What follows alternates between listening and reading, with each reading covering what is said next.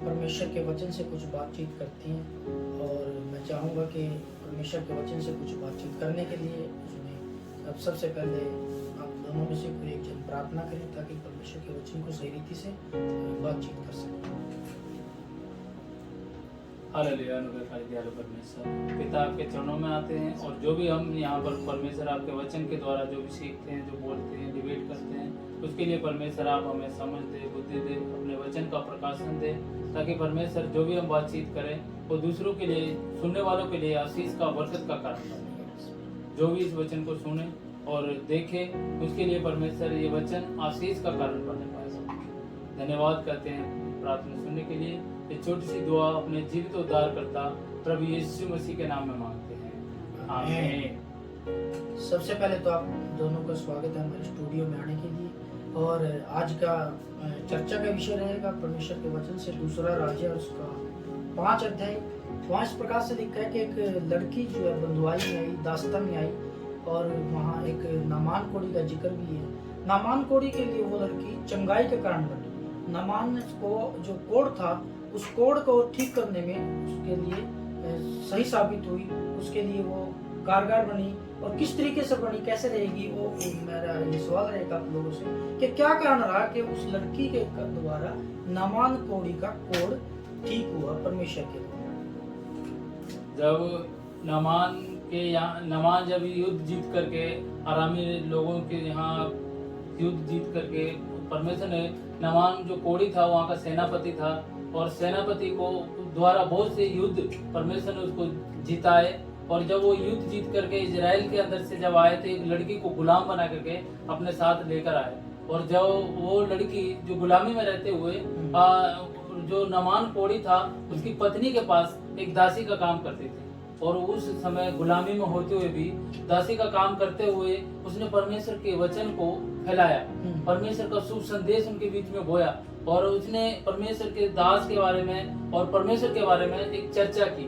उसने उस अपनी जो स्वामिनी थी नामान की पत्नी, उसके परमेश्वर के वचन के बारे में उसने बताया कि क्या ही भला होता कि मेरा स्वामी सोमरोम के भविष्यद्वक्ता के पास होता तो वो उसके कोड़ को चंगा करता। इस प्रकार उसने परमेश्वर के वचन को वहां बोया।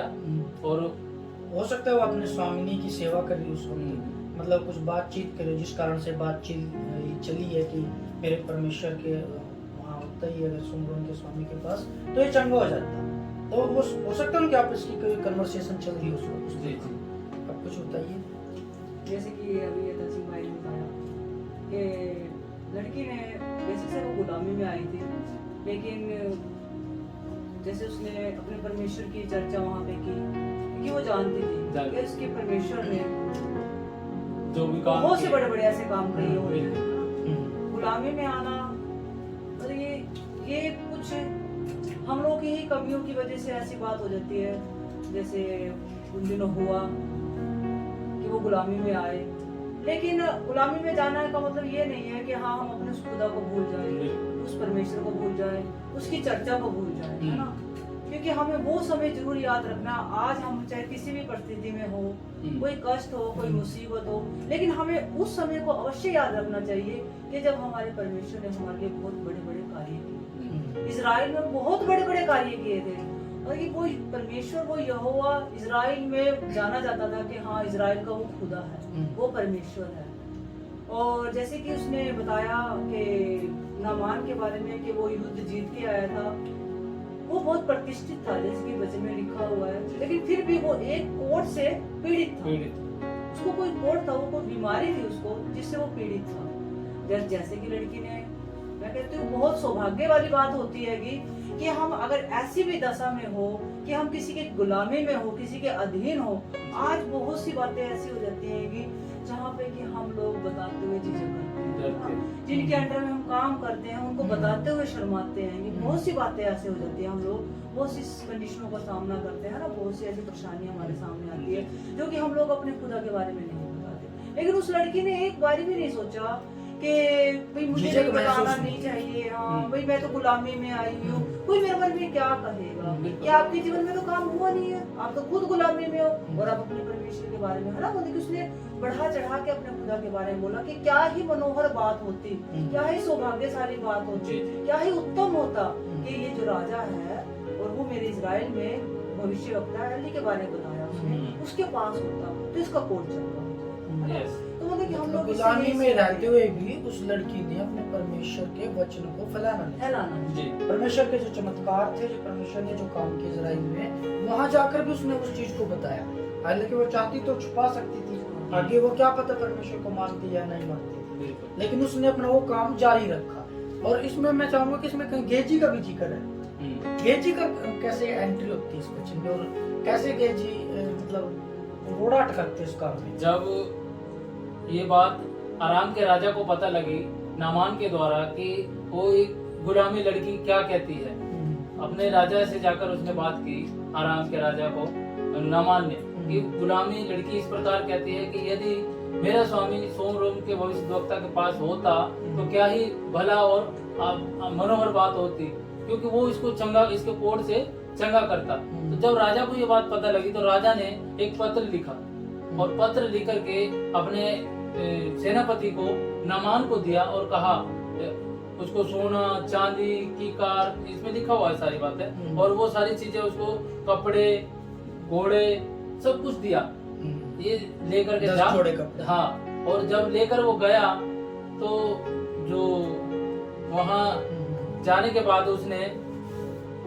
एलिशा के पास जाने से पहले जो वहां का राजा था, उस राजा से उसने वो पत्र दिया, और यह सुनकर राजा ने अपने वस्त्र फाड़े, क्योंकि वो नहीं जानता था, वो सोच रहा था भाई हो सकता है आराम के राजा ने युद्ध करने के लिए कोई बहाना ढूंढा है, आदेश भेजा, क्योंकि उसको थोड़ी पता था कि मैं कौन हूँ। उसने अपने कपड़े फाड़े और कहा कि मैं कौन हूँ कि मैं उसको कोर्ट में चंगा कर सकता हूँ। जब ये बात एलिशा को पता लगी तो एलिशा ने राजा के पास कहला भेजा कि उसको यहाँ मेरे पास भेज, तब तू जान लेगा कि इजराइल में भी भविष्यद्वक्ता के द्वारा परमेश्वर चंगा कर सकता है, परमेश्वर काम करता है। क्योंकि राजा जो इजराइल का राजा था उसको भी नहीं पता था भविष्यद्वक्ता के बारे में, क्योंकि परमेश्वर का जो भगत है वो इतने बड़े बड़े काम भी करता है। अच्छा भाई, जैसे कि आपने बताया कि कपड़े वस्त्र फाड़े, तो मैं इसमें जैसे कि बताया गया है बाइबल में, मतलब सारी बातें खोल के नहीं बताई गई है, अगर बताते तो इस पृथ्वी में विनाश होगा। लेकिन एक हमारी खुद की एक होती है ना भाई, खुद की सोच होती है ये कि शायद कई बारी मतलब ये जब लड़की को पता था कि मेरे इजराइल में कोई ऐसा भविष्यवक्ता है कि जो जिसके प्रार्थनाओं से और कोड तक भी ठीक हो जाता है, बहुत बड़ी बड़ी प्रार्थनाएं उनकी सुनी जाती है, तो क्या जिस राजा ने कोई पत्र भेजा, मतलब कि उसने बिना पढ़े ही, मतलब कि उसने सोचा कि मुझे ही कहा गया है, मतलब उसने सोचा नहीं कि नहीं ये पत्र, कई बार ऐसा हम लोगों के जीवन में भी हो जाती है ना, इस तरह की बातें, बहुत सी बातें, मतलब हम भूल जाते हैं। सपोज करो, देखो काम तो परमेश्वर करता है, हम लोग कई बार ऐसा हो जाता है कि हम लोगों की प्रार्थना कई बार सुन ली जाती है, तो हम लोगों के अंदर भी एक घमंड आ जाता है ना, तो भाई हाँ हम ही है जो भी कुछ है। तो जैसे कि राजा अपने, मतलब राजा ने सोचा नहीं कि हाँ ये काम तो उसका है, मतलब कि वो अगर धैर्य रखता, कोई धीरज रखता अपने को, और वो आराम से उस पत्र को पढ़ता कि ये पत्र में लिखा क्या है। हाँ, जब इजराइल जैसे कि उसमें लिखा हुआ गुलामी में लड़की गई हुई है, जब उस गुलामी में रहती हुई लड़की को पता है कि इजराइल में कि एक भविष्यवक्ता एलिशा है कि जो इस कोड को चंगा कर सकता है, तो क्या इजराइल वाले राजा को नहीं पता होगा कि हाँ हमारे यहाँ पर है। लेकिन उसकी सूझबूझ, मतलब वो उस चीज में नहीं वो उलझा हुआ था, वो अपने ही एक ओहदों में, अपने ही उसमें बैठा हुआ था ना कि हाँ मैं तो राजा हूँ, बस ये मेरे लिए ही आया है, मेरे शायद हराने के लिए आया है, शायद मुझसे लड़ने के लिए आया है। बल्कि उसने अपना एक माइंड नहीं लगाया कि ये तो एक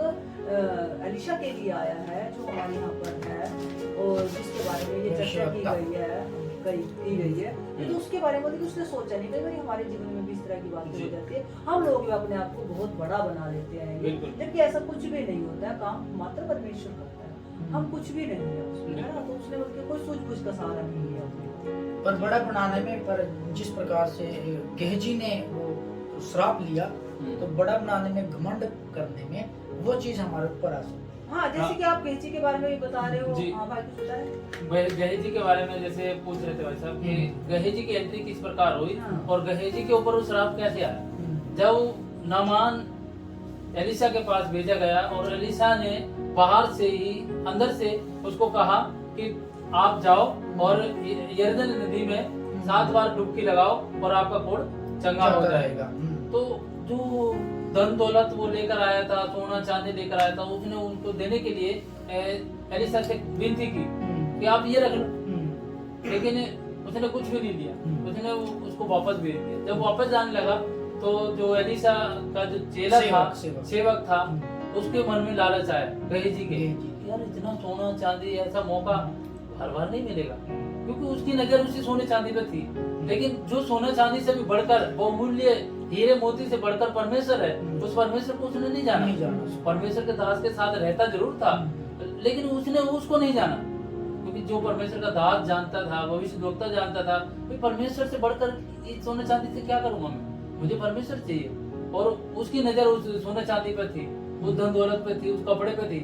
जब वो नामान जाने लगा वापस, मतलब हम यहाँ ये कहेंगे कि वो लड़की जो थी वो दासी रहते हुए परमेश्वर के काम को जानती थी। हाँ, और आगे जाके बताया उसने। और गेहजी जो है परमेश्वर के जन के साथ, भविष्यवक्ता एलिशा के साथ रहते हुए भी परमेश्वर को नहीं जानता। उसके मन में लालच था, मन में लालच था, और यही कारण था। तो लालच की वजह से उसके ऊपर श्राप आया। और जब वो उसने वहां जाकर झूठ बोला कि भाई मेरा सेवक सोना चांदी मांग रहा है, 2 जोड़े कपड़े मांग रहा है, ये चीजें मांग रहा है, जब उसको सारा ही दे रहा था तो उसको झूठ बोलने की जरूरत क्या थी। अगर उसको चाहिए होता तो पहले ले लेता, वही रख लेता।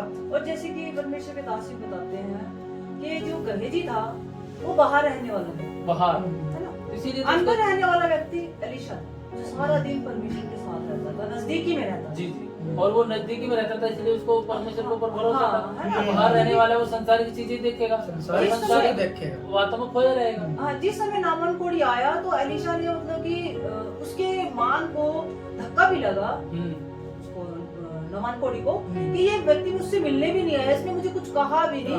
उसने गहेजी को उत्तर दिया कि जाओ आप इसको बोलो कि 7 बारी डुबकी लगाए ना, यरदन में। हाँ, यरदन नदी में 7 बारी डुबकी लगाए। तो मतलब कि उसने वो की जरूरी नहीं समझा। लेकिन जो बाहर वाले व्यक्ति, जैसे कि हम लोग भी बाहर दुनिया में रहते हैं, हम लोगों की बहुत सी चीजों में ना नजर आती है कि क्यों अंदर रहते हुए व्यक्ति को किसके साथ जुड़ा हुआ है, वो परमेश्वर के साथ जुड़ा हुआ है। लेकिन बाहर वाला व्यक्ति हमेशा बाहर वाली दुनिया के साथ जुड़ा हुआ है। संसारिक चीजों में ही रहेगा, वो संसारिक बातों तक उसकी तो उसको उसी चीज का लालच रहेगा। जब बाहर की दुनिया देखेंगे तो बाहर वाली दुनिया का लालच रहेगा, लेकिन जब हम खुदा को देखेंगे, अपने परमेश्वर को देखेंगे, अपने प्रभु को देखेंगे, तो हमें उसका लालच रहेगा। जैसे कि एलिशा को अपने परमेश्वर को, अपने खुदा को, अपने प्रभु का लालच था। लेकिन गहेजी को जो बाहर रहता था उसको बाहर की चीजों की, जैसे उसने मांगा भी, है ना। और जैसे कि वचन में बताया भी गया है, लिखा भी है कि जो एलिशा था, एलिशा का एलिया जो सेवक था, चेला था, उसने मतलब कि उससे वरदान लिया। लेकिन जो गहेजी था उसने एक शराब, वो भी चेला ही था, लेकिन एक चेले ने वरदान दिया, एक चेले ने आशीष दिया और एक ने शराब। तो ये भी मतलब कि वही वाली बात है, अगर हम किसी अच्छे सेवक को अपना कुछ गुरु बनाते हैं या फिर अपना कुछ मतलब कि, है ना, किसी कोई ओहदा देते हैं, साथ रहते तो उसके साथ रहना, अच्छी बातों को, अच्छी चीजें, अगर अच्छी बातें सीखते हैं तो हमें आशीष मिलेगी। और अगर हम बुरी बातों की तरफ ध्यान दे रहे हैं, संसार की भोगविलास की चीजों की तरफ अपना मन को लगा रहे हैं और रहते परमेश्वर के दास के साथ, तो कोई फर्क नहीं पड़ता। मतलब ये कहीं ना कहीं हमारे ऊपर भी डिपेंड करता है, बिल्कुल, कि कहीं हम एलिशा बन रहे हैं या गहेजी बन रहे हैं, क्योंकि हम उस गुरु के साथ रहते हैं जिसके अंदर कोई लालच नहीं, किसी भी बात का, किसी भी प्रकार का। और हमें इस चीज से मैं कहूँगा कि बचना चाहिए, क्योंकि गेहजी अगर हम बनेंगे तो समझ लो शराब की पीढ़ी साथ को पीढ़ी का शराब जो है गेहजी ने दिया। नामान का तो हो सकता है पीढ़ी को, केवल उसके वहीं तक का सीमित हो सकता है, वो चंगा भी हो गया, वो ठीक हो गया, लेकिन गेहजी ने जो है इसको अपने ऊपर 7 पीढ़ी तक कर, पीढ़ी झूठ बोलने की वजह से झूठ झूठ बोला बोलने अपने स्वामी से झूठ बोला, लेकिन वो पीढ़ी तो अंदर तक, बैठे हुए भी पीढ़ी बाकी पीढ़ी सारी तक बातें ऐसा जानता था। है। वो सारी बातें जानता था। जब वो वहाँ से उसके पीछे दौड़ा और जो बातचीत की वो वहाँ सारी बातें उसको पता थी, सारा कुछ जानता सारा कुछ पता था एलिसा को। तो उसने पूछा भाई कहाँ से आता है, तो तेरा दास तो कहीं नहीं गया, मैं तो यही था। और वो उसको सारे सब काम पता करके आ भी चुका था, परमेश्वर के दास को सब पता था तो ये क्या करके आया, और फिर भी झूठ इसका बोला। भी ऐसा- मैं कहती हूँ अगर वो सच भी बता देता तो भी शायद ऐसा तो कुछ शायद नहीं, है ना। पाप से बच कई जाता। बार हम लोग अपने ही कुछ पाप को, अपने ही कुछ गुनाह को छुपाने छुपा के लिए देते झूठ हैं। पे झूठ, झूठ पे झूठ, झूठ पे झूठ बोलते जाते हैं, जो कि हमारे एक बहुत बड़ा मतलब कि एक अपराध का कारण बन जाता है ना। तो क्यों ना जब कुछ हुआ है, ऐसी कोई गलती हुई है, तो खासकर परमेश्वर के दास को हमें जरूर बताना चाहिए। बता। मैं नहीं कहती कि किसी विश्वासी को जाके बताओ, लेकिन उस परमेश्वर को, उस परमेश्वर के दास को जरूर बताना चाहिए हमारे जीवन में क्या घटित हुआ है, क्या घट रहा है। क्योंकि परमेश्वर तो सब कुछ जानता है, हाँ, उसे वो छुपा नहीं प्रार्थना, सकते हाँ हम। जी, वो प्रार्थना के द्वारा हो सकता है, उसका सॉल्यूशन निकल सकता है और निकलता भी है। जी। सदा तक का कोड है इसमें वचन में लिखा है कि गेजी के वंश को सदा तक का कोड है। सदा उसमें ये चीज इस प्रकार से लिखी है। और मैं इस यहाँ से ये चीज निकलने को आती है सामने को कि जहाँ भी जिस चीज में व्यक्ति वहाँ में पाक और पवित्रता और सच बोलना जरूरी है, क्योंकि गेहजी के अंदर वो चीज नहीं थी। गेहजी वहाँ पे जो जिस प्रकार से नामांकन से मिलके भी आया और आकर के झूठ बोला, ये सबसे बड़ा कारण था। अगर सच्चाई, जैसे इन्होंने कहा कि सच्चाई बता सकते थे, तो हो सकता है लीसा के पास उसका समाधान हो। हाँ, सच्चाई देखो, सच्चाई बताने की वजह से जब वो गुलामी में रहते उस लड़की ने सच बोला, सच देखो बोला छुपाया तभी उसका कोड चंगा हुआ। हाँ। तो जब वो सच बोलने की वजह से उसका कोड और दूसरे के लिए वो अच्छाई का, उसके लिए आशीष चंगाई का का कारण कारण बने। है ना। और अगर ये गहेजी भी सच बोलता हाँ। तो हो सकता है उसके ऊपर श्राप ना आता। सही। और गुलामी में रहते हुए भी वो परमेश्वर के वचन को फैला रही है, परमेश्वर के बारे में सुसमाचार को दे रही है, बांट रही है। और जो परमेश्वर का दास पौलुस सिलास जब जेल में थे, वो वहां पर भी उन्होंने भी परमेश्वर के वचन को बोया, उन्होंने परमेश्वर की आराधना स्तुति की, बढ़ाई की। उन्होंने गुलामी में ये नहीं कहा कि गुलामी में हम कैसे करेंगे। लेकिन कई बार हम जब परमेश्वर का वचन बोलने का समय आता है या कहीं हमें परमेश्वर का वचन सुनाना है, किसी को कोई बीमारी में है, कोई परेशानी में है, तो हम वहाँ पर अपने स्टेटस को बचाने के चक्कर में ना परमेश्वर का वचन नहीं बताते। तो पता नहीं मैं बताऊंगा, ये मानेंगे नहीं मानेंगे, विश्वास नहीं करेंगे, क्या प्रभाव पड़ेगा इन पर। तो उस जगह अगर हम सच बोले, परमेश्वर का वचन बोए, जैसे उस गुलामी में रहते हुए उस लड़की ने परमेश्वर के वचन को बोया, तो उसके लिए उद्धार का कारण बन गई। अगर हम भी अपने आस पड़ोस में कहीं पर भी रहते हैं, तो वहाँ पर भी परमेश्वर का वचन बोए, परमेश्वर के बारे में बताएं कि आप हमारे साथ चलो, आपकी समस्या से छुटकारा हो जाएगा। तो हो सकता है हम दूसरे के दूसरे लिए आशीष का कारण का कारण बन सकते हैं। बिल्कुल सही। क्योंकि जब वो लड़की, जब हम वचन में देखते हैं आराम के यहाँ पर रहते हुए भी गुलामी में, और वो बोल सकती है, तो क्या हम नहीं बोल सकते? हमें भी बोलना चाहिए। ऐसे परमेश्वर का बहुत से वचन, किरदार हैं, जैसे कि दानियल को लोग हाँ। सदरक मसीह का भी है ना, वो भी तो गुलामी में ही थे, गुलामी में थे, लेकिन उन्होंने अपने खुदा को नहीं छोड़ा, खुदा को नहीं छोड़ा, ना वो झुके। हाँ, है ना, ना उसकी आराधना करनी छोड़ी, ना सजदा करना छोड़ा, कुछ नहीं छोड़ा। और ये कुछ ऐसा ही हम लोगों के जीवन में भी होना चाहिए। कोई परिस्थिति हो हमारे जीवन में, हमें अपने परमेश्वर को, मतलब कि यहाँ दो बातें सामने निकल के आती हैं कि एक ने दास्ता में गुलामी में रहते हुए परमेश्वर के वचन को फैलाया, तो दूसरे के लिए आशीष का कारण है। आशीष का कारण। और दूसरा ये बात कि एक ने परमेश्वर के दास के साथ रहते हुए भी झूठ बोला, वो दूसरे के लिए और अपने लिए हाँ, अपने लिए वो अपने वंश के लिए सदा का कोड लेकर तो मैं ये कहूंगा कि हमें परमेश्वर के जब नजदीक रहते हैं तो सारी परमेश्वर की आज्ञाओं को मानना भी जरूरी है, परमेश्वर के वचन में चलना भी जरूरी है। और जो परमेश्वर के दास हमें वचन से सिखाते हैं, जो टीचिंग देते हैं, जनरल टीचिंग भी होती है, हमारी वचन से भी होती है, वो सीखनी बहुत जरूरी है। जैसे भाई ने कहा कि परमेश्वर के वचन को अपनाएं तो दूसरे के लिए आशीष का कारण बन सकते हैं, और सच में बन सकते हैं। अगर हम ऐसा नहीं कर सकते तो कम से कम झूठ बोल करके अपने लिए सदा तक का कोड तोड़ना, तो इन चीजों से हमें बचना चाहिए। और मैं कहूँगा कि परमेश्वर इन चीजों से हमें बचाए और अगुवाई करे, परमेश्वर अपना वचन फैलाने में भी हमारा साथ दे। तो आप दोनों हमारे स्टूडियो में, मैं आप दोनों का बहुत बहुत धन्यवाद करता हूँ। और आप लोगों ने बहुत अच्छा बहस की, चर्चा की, मैं धन्यवाद करता हूँ आप लोगों का। सबको जय।